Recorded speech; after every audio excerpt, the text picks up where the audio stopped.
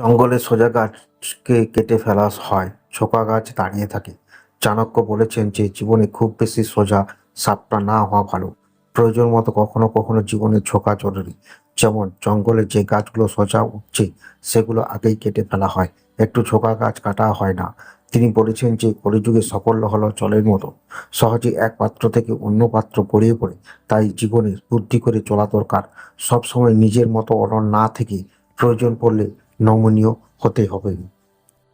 নিজের ভবিষ্যৎকে সুন্দর করে সাজাতে হলে সঠিক সময়ে সঠিক কাজ করা জরুরি, সঠিক বন্ধু বেছে নেওয়া জরুরি।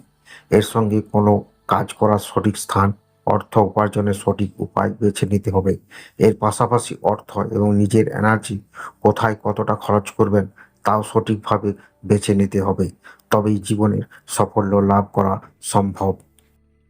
নিজের রচিত শ্লোকে চাণক্য বলেছেন, যে ব্যক্তি সবকিছু পাওয়ার লোভে করেন তিনি সত্যকে ত্যাগ করেন।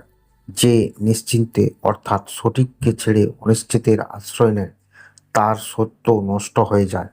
তাই যখন কোনো সিদ্ধান্ত নেবেন তার আগে কোনোটা ঠিক এবং কোনটা ভুল তা অবশ্যই বিচার করে নিন।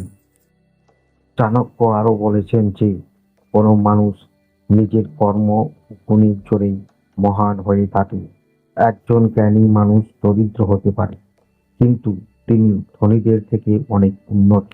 ঠিক যেমন কোনো কাক প্রাসাদের চূড়োয় বসে থাকলেও কাক থাকে না, ঈগল হতে পারে না।